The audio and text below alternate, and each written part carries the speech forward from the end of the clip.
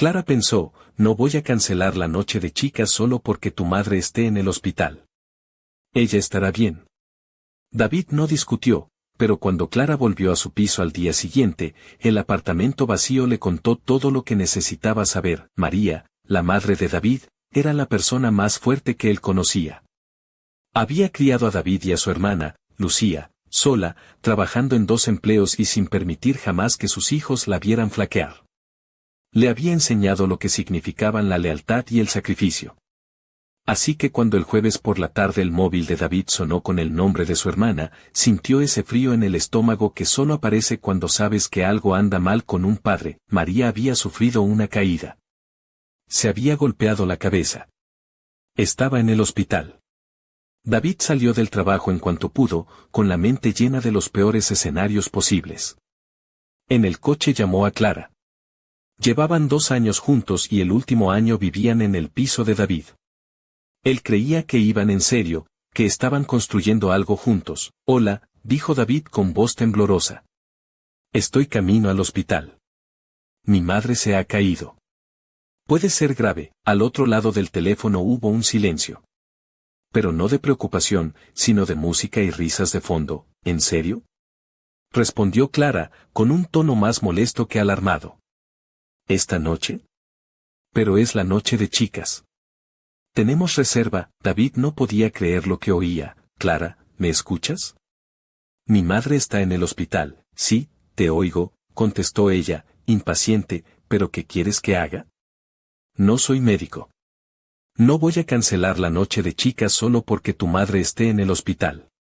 Ella siempre está bien. La frialdad de sus palabras golpeó a David como un puñetazo.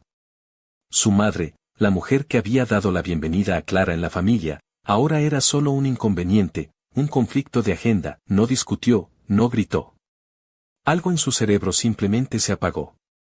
La parte de él que la amaba, que encontró excusas para su creciente egoísmo, se volvió oscura. Tienes razón, dijo con voz tranquila y vacía. Disfrutad, colgó y siguió conduciendo. Pasó las siguientes 8 horas en una fría y estéril sala de espera mientras los médicos realizaban pruebas. Él y su hermana se abrazaban, aterrados. Cerca de la medianoche, el doctor salió. María tenía una conmoción cerebral y una fractura en la muñeca, pero estaba estable. El alivio fue tan intenso que a David casi le faltaron las fuerzas. Su madre necesitaría quedarse unos días para observación. Mientras vigilaba su sueño al lado de la cama, el móvil de David vibró. Era una notificación de redes sociales. Clara se había etiquetado en una serie de fotos, riéndose con sus amigas y brindando con copas de champán en un bar nuevo y elegante. El pie de foto rezaba, hay cosas demasiado importantes como para cancelar. En ese momento, en el silencio del hospital, David supo que su relación había terminado. Pero no sería una ruptura simple. Sería un reinicio total. Ella pensaba que su madre era un inconveniente. Él estaba a punto de mostrarle lo que es un verdadero inconveniente. Ella creía que algunas cosas eran demasiado importantes para cancelar. Él estaba a punto de cancelar toda su vida. Al amanecer, David seguía en el hospital, sentado en esa silla incómoda para visitantes, con la mirada fija en el monitor que marcaba el ritmo del corazón de su madre. La tristeza y el miedo de la noche anterior se habían transformado en algo más frío y firme, una resolución inquebrantable. Clara no solo le había faltado al respeto a él, sino a su madre. Eso era una línea que jamás se podía cruzar. Antes de marcharse, habló con el médico. Le dijo que su madre podría salir en unos días, pero necesitaría cuidados constantes durante semanas. María no podía quedarse sola, y la hermana de David, Lucía, tenía sus propios hijos y un trabajo que no podía abandonar. La responsabilidad era suya, y sabía perfectamente dónde estaría su madre. Su primera llamada fue a una empresa de mudanzas express, pero no una cualquiera. Era una compañía especializada en traslados discretos y rápidos para clientes exigentes. Explicó lo que necesitaba: un piso completamente despejado, las pertenencias de Clara empaquetadas y trasladadas a un guardamuebles, y todo el mobiliario restante retirado y almacenado en otro lugar. Todo debía estar listo en menos de 6 horas, el precio que le dieron haría que cualquiera se desmayase, pero David les dijo que doblaran las cifras y podían estar allí en media hora y terminar antes del mediodía. Llegaron en 20 minutos, mientras trabajaban, David hizo otras llamadas. Avisó a la comunidad de vecinos que Clara ya no residía allí y pidió que le desactivaran el llavero eléctrico. Como nunca había figurado en el contrato de alquiler, fue un trámite sencillo y rápido. Luego llamó al banco para cancelar la tarjeta de crédito conjunta que compartía con Clara. Cambió todas sus contraseñas y activó alertas para cualquier movimiento sospechoso. El equipo de mudanzas era una fuerza silenciosa e implacable. En menos de 3 horas, todas las huellas de Clara desaparecieron, sus zapatos caros que parecían diseñados más para desfilar en pasarela que para caminar por la Gran Vía. Su maquillaje de marca que ella usaba con una precisión casi artística, sus libros de autoayuda y su colección ridículamente cara de bolsos. Todo empaquetado, etiquetado y cargado en un camión que partió rumbo a un guardamuebles al otro lado de la ciudad. Después, desmontaron el sofá que habían comprado juntos, la mesa del comedor donde habían discutido por última vez, la cama que ahora parecía un recuerdo frío y lejano. Para las 11 de la mañana, el piso era un espacio vacío, hueco y resonante. Perfecto. Un lienzo en blanco. David llamó a una empresa de suministros médicos y pidió una cama hospitalaria ajustable, un andador, una silla de ducha, y todo lo necesario para la recuperación de su madre. Lo programó para que llegara esa misma tarde, luego hizo la compra, ropa de cama nueva, toallas suaves, comida y sus infusiones favoritas. Compró sus galletas preferidas y un libro de pasatiempos para mantener su mente activa. Estaba transformando aquel apartamento, que antes había compartido con una extraña egoísta, en un santuario para la mujer más importante de su vida. Alrededor de la 1, mientras colocaba la cama en el dormitorio principal, el móvil vibró. Era un mensaje de Clara: resaca terrible. Voy para casa. No te olvides de recoger mi ropa en la tintorería. David no respondió. Miró a su alrededor, al silencio del piso vacío y la cama hospitalaria en el centro. Sintió una paz profunda. Su madre iba a volver a casa, pero no a la que ella esperaba. Estaba a punto de enfrentarse a las consecuencias de sus actos. El apartamento vacío no era solo una venganza. Era una declaración. La manifestación física del vacío que Clara le había mostrado cuando él más la necesitaba. A las 2:30 de la tarde, Clara llegó al piso. David no estaba, había vuelto al hospital con su madre. Pero su cámara del timbre grabó cada detalle de ese momento glorioso que David atesoraría para siempre. Clara apareció con unas gafas de sol oscuras que apenas dejaban ver sus ojos, su vestido corto de seda roja rozando justo por encima de las rodillas, y unos tacones finos que parecían diseñados para torturar a cualquiera que los llevara más de 5 minutos. En su bolso, un perfume caro y un brillo de labios que brillaba con una luz casi hipnótica. Buscó las llaves en su bolso, con movimientos nerviosos y algo torpes. Probó el mando del portero eléctrico, nada. Intentó de nuevo, con una mueca de confusión. Sacó la llave manual, encajó, pero el cerrojo que David había cambiado esa misma mañana no giraba ni con su fuerza ni con su paciencia. La confusión mutó en frustración. Golpeó la puerta con los nudillos, llamando a David por su nombre con una voz que intentaba sonar firme pero que se quebraba entre rabia y desconcierto. Después de unos minutos, sacó el móvil. El teléfono de David, que descansaba en la mesilla de hospital al lado de María, comenzó a sonar. Él miró la pantalla y rechazó la llamada. La cámara captó cómo Clara miraba su propio teléfono con incredulidad y enojo, llamando de nuevo. Mientras David volvía a ignorar, el pánico empezó a apoderarse de ella. Empezó a pasear nerviosa por la alfombra de la entrada, pasando las manos por su cabello oscuro y ondulado, que hasta hacía poco parecía siempre perfecto, ahora desordenado por el estrés.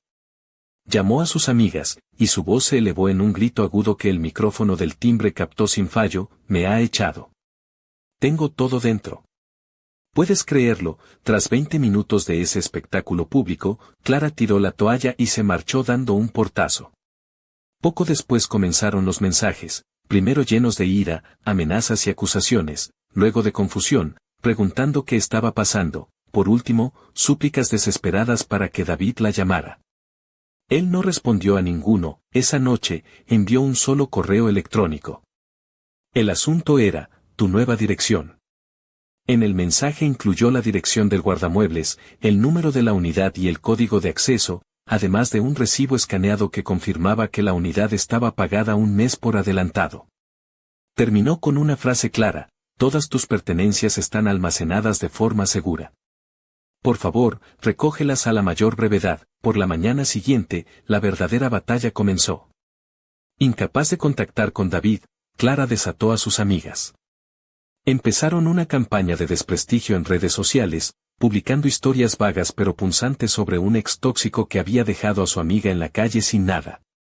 Pintaban a David como un monstruo controlador, justo lo que David esperaba. Había documentado todo: las publicaciones de Clara en la noche de chicas, el mensaje de resaca con la petición de la tintorería, el video de la puerta. Reunió todas las pruebas en una carpeta que envió a un pequeño grupo de amigos en común, los más razonables, los que le conocían desde hacía años. El mensaje que les envió fue corto y factual: sé que están viendo muchas cosas online. Quiero que tengan el contexto completo. Por esto terminé con Clara. Mi madre está recuperándose y es mi única prioridad. La opinión cambió casi al instante.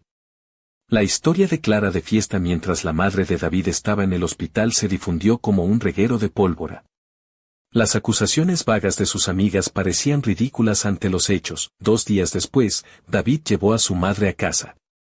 La instaló en el dormitorio principal, en la cama hospitalaria. El piso estaba tranquilo, sereno. Un espacio para sanar. Mientras María dormía la siesta, el móvil de David sonó con un número desconocido.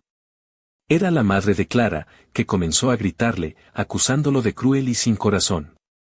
David la dejó desahogarse unos minutos y, cuando ella paró para respirar, habló con voz calmada y firme: señora, su hija decidió salir de copas con sus amigas mientras mi madre estaba en el hospital con una lesión cerebral. Me dijo, y cito, que estaría bien. Luego vino al día siguiente y me pidió que recogiera su ropa en la tintorería. He trasladado sus cosas a un guardamuebles seguro y le he dado la dirección. No he hecho nada ilegal ni cruel. Solo he retirado a alguien de mi vida que me mostró en un momento de crisis que no tiene corazón. Mi madre se está recuperando en mi casa y es mi única preocupación. No vuelva a llamar. Colgó. El silencio que siguió fue el sonido de un capítulo cerrado para siempre. Las semanas siguientes fueron una mezcla extraña de calma sanadora y caos distante y patético. La vida de David giraba alrededor de la recuperación de su madre. Se tomó una baja en el trabajo para estar con ella.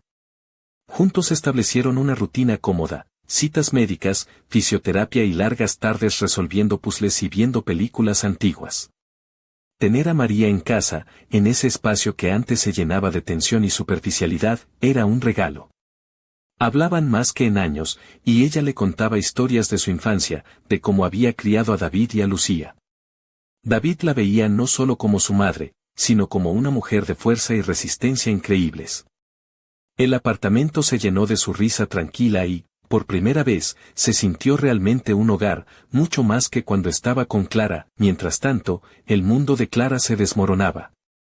La campaña de desprestigio en redes sociales había explotado en su contra. Cuando la verdad salió a la luz, Clara se convirtió en paria social. Sus amigas, las mismas que habían alentado su egoísmo, la abandonaron rápidamente. Su mundo, construido sobre imagen y percepción, se derrumbó. Tuvo que volver a vivir con sus padres en un pueblo pequeño cerca de Segovia. Su negocio de consultoría de estilo de vida, financiado en su mayoría por David y basado solo en redes sociales, desapareció de la noche a la mañana. Sin ingresos, sin piso y con un círculo de amistades que se reducía a la velocidad del rayo, Clara intentó resistirse. David recibió una carta larga, amenazante, firmada por un abogado contratado por ella. Llena de acusaciones infundadas y demandas de compensación por un supuesto desalojo ilegal y daños emocionales. David simplemente entregó la carta a su propio abogado, quien respondió con una obra maestra legal: adjuntó el contrato de alquiler que demostraba que Clara nunca fue inquilina, Una factura detallada de miles de euros en gastos personales que ella cargó a la tarjeta conjunta y un amable recordatorio de que la difamación es un delito con graves consecuencias. Nunca volvieron a saber nada del abogado de Clara. El capítulo final, y quizás el más triste, llegó hace un mes. María estaba mucho mejor, ya no necesitaba la cama hospitalaria y podía moverse con un andador. Almorzaban en una pequeña cafetería cerca de la clínica de fisioterapia cuando David vio a Clara cruzando la calle desde una tienda enfrente. Ella había cambiado. La mujer arrogante y segura que conoció había desaparecido. Su rostro reflejaba cansancio y pérdida. Por un instante sus miradas se cruzaron. David vio en sus ojos un destello, vergüenza, arrepentimiento, quizás un atisbo de la persona que fue. David le dedicó un pequeño asentimiento neutral y volvió la atención a su madre, ayudándola a subir al coche. No sintió ira ni satisfacción. Solo una silenciosa compasión. Clara había tomado una decisión, priorizar una noche de diversión barata sobre un momento de humanidad, y ahora vivía las consecuencias. María está casi completamente recuperada. El próximo mes se mudará a una residencia para mayores a pocas calles de David. Está emocionada por tener su propio espacio, pero él sabe que echará de menos tenerla cerca. David aprendió algo profundo en todo esto. A veces, lo más poderoso es simplemente apartarse. No hace falta gritar ni luchar. Solo hay que decidir que tu vida, tu paz y el bienestar de quienes realmente amas son más importantes que el drama y el egoísmo de los demás. Ella pensó que la salud de su madre era un inconveniente. Al final, lo único que se canceló fue ella, pero mientras David cerraba esa puerta, una llamada misteriosa llegó a su móvil. Un número desconocido, sin remitente, con un mensaje que decía solo: no todo está tan claro como crees. Tu madre no contó toda la verdad. El silencio se rompió, y un nuevo enigma comenzó. La llamada inesperada dejó a David helado. El mensaje era breve, críptico y perturbador. ¿Qué podía saber alguien sobre su madre que él no supiera? ¿Y por qué ahora, justo cuando todo parecía haberse calmado, esa misma noche, mientras María dormía plácidamente en su habitación, David revisaba viejas fotos y documentos que había guardado durante años?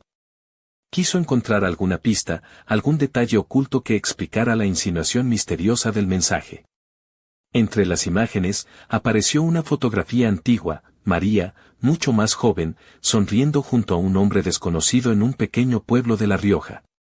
En la esquina, con letra pequeña, una fecha y un nombre: Antonio, 1984. David frunció el ceño. Nunca había oído hablar de ese hombre.